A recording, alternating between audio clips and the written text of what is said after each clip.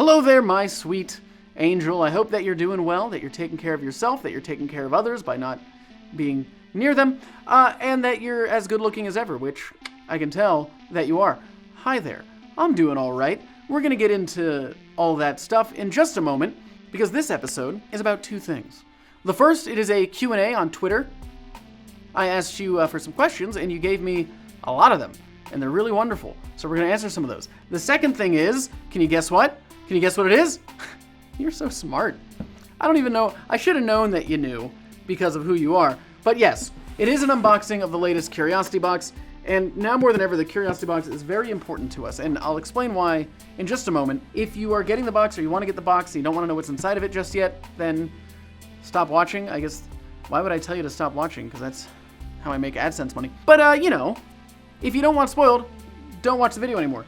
Now, the box, if you don't know what it is a quarterly subscription box that Michael, Kevin, and myself and the Vsauce team here make. It is full of science toys and puzzles and experiments. There's a t-shirt, there's a book, there's a video game, and this is incredibly important to us. We're in a new stage of this box's life. We are now doing everything for it. We used to have a partner on the box that would help us source the manufacturing and do shipping.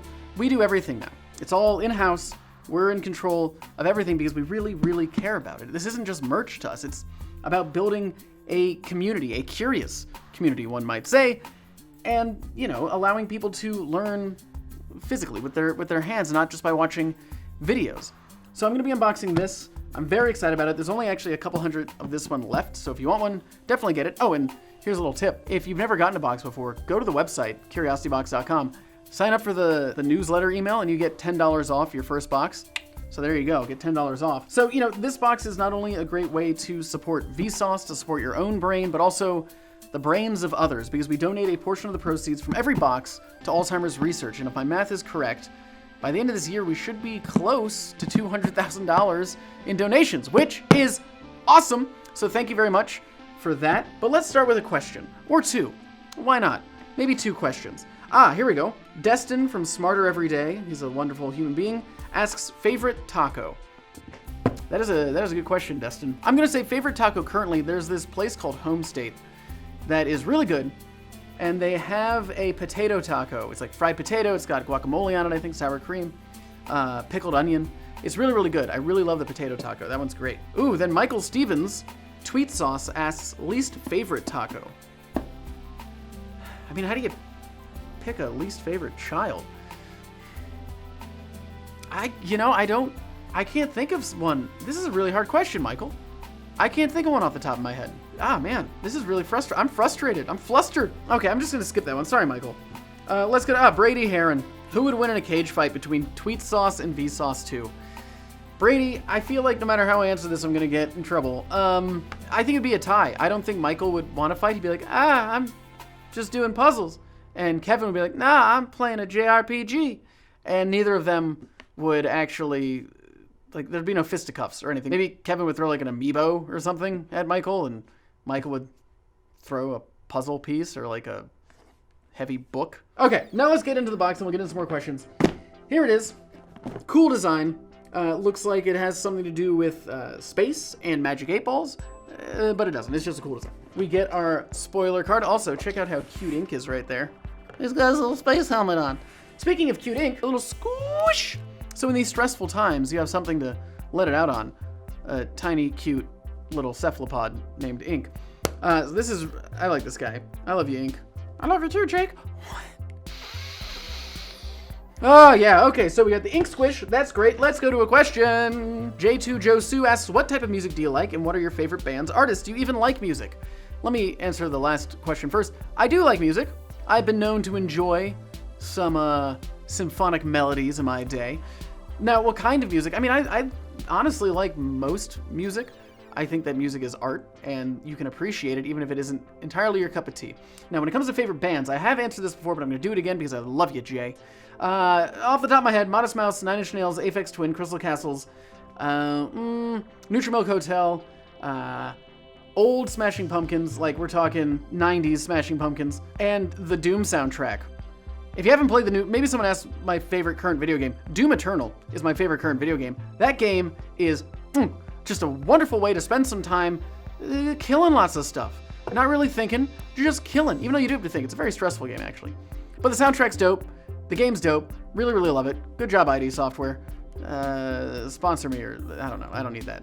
It's fine. Annika asks, how is quarantine going for you? Any movie recommendations to kill time? Quarantine is going great. It's going great. I love it. I usually spend most of my time at my house anyway, except actually I spend most of my time in this office, but we shut down this office. So why am I in this office? Because nobody's here. And I made sure that no one was going to be here so I could be here and film this with you. It's been nice spending, I think Fajita really enjoys all the attention he's getting. He's a very spoiled pup. Kyle asks, are you doing more of your Could You Survive the Movies series? So this is actually a good question because it leads into another question that I saw it there as well. By there, I mean on Twitter. Hopefully, the issue is what's currently happening. You know, we're not going to go into production on a show when we can't actually make something because we can't have people around each other. So I know that YouTube really likes the show. We've had discussions about another one. But because of this, everything's kind of on hold, and that's the same thing for Vsauce 3 in a way. I mean, I did just make a dong video. Remember dong? Huh? Remember those dongs? Yeah, you love dongs. The issue that I've had now with Vsauce 3 is usually my videos are these mini science films that requires camera operator, requires like a sound person.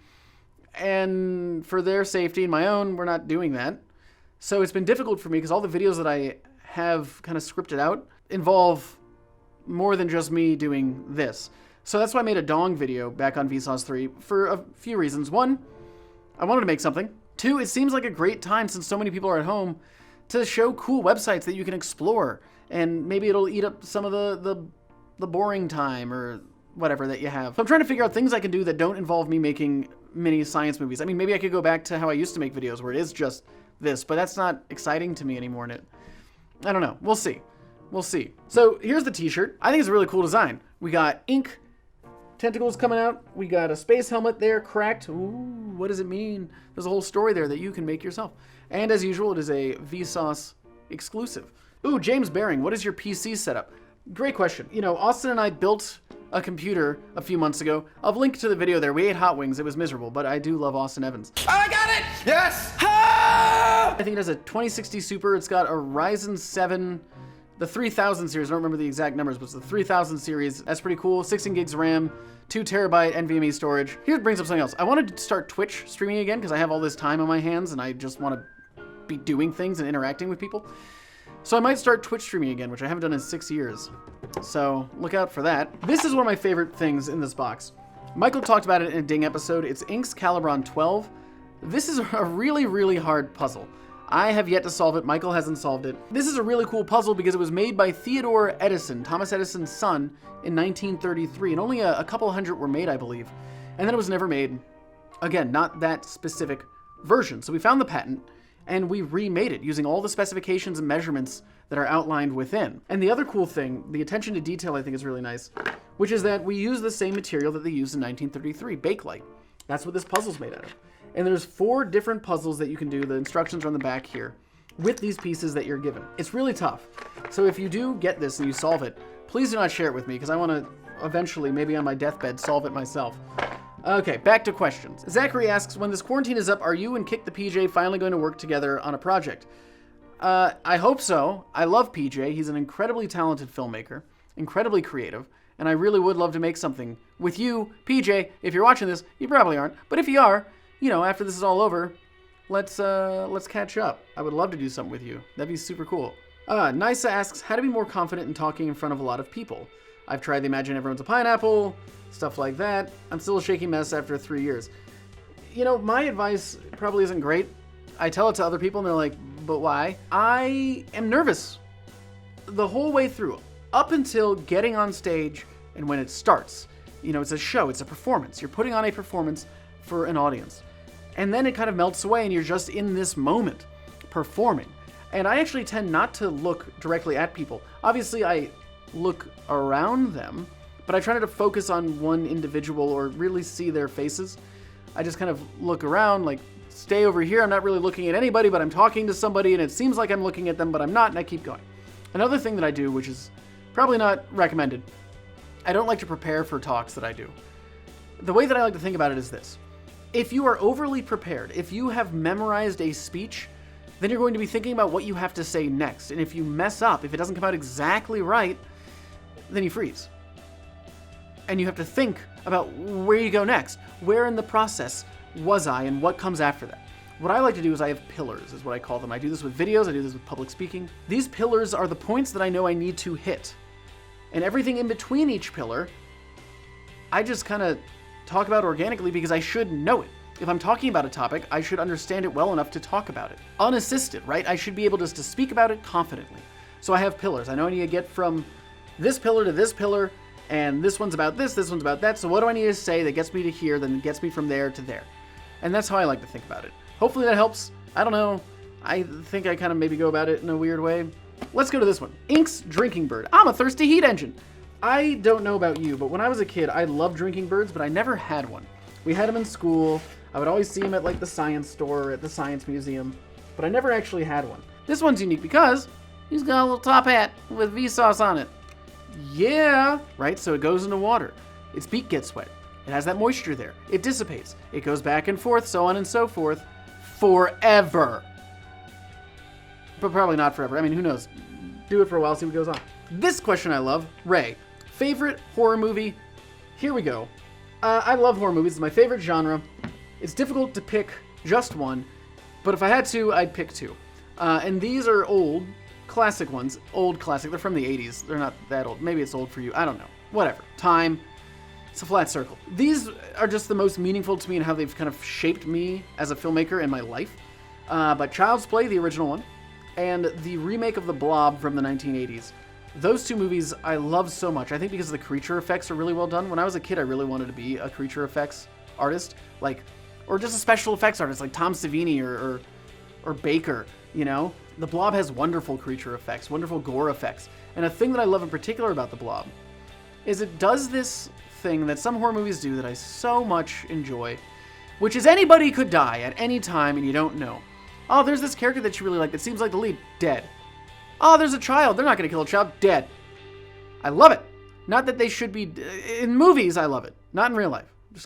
I just talked about murder for a very long time, very enthusiastically. Let's answer another question. Jacob asks, what's your biggest irrational fear? This is an easy one. And I'm sure not alone. Sea monsters.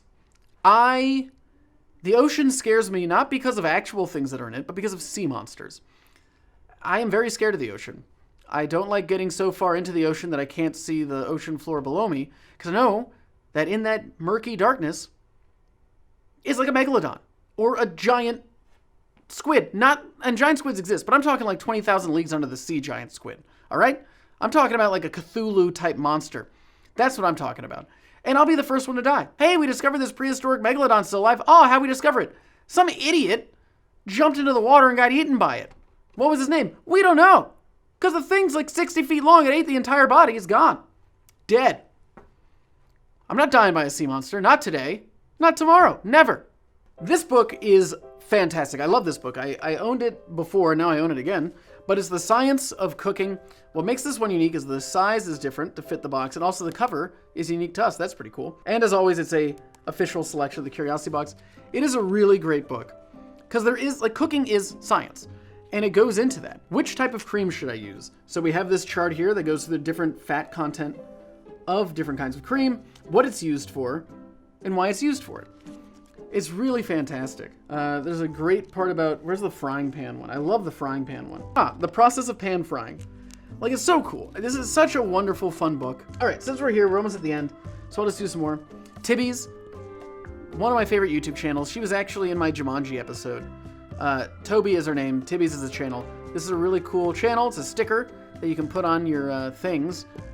The things that you have.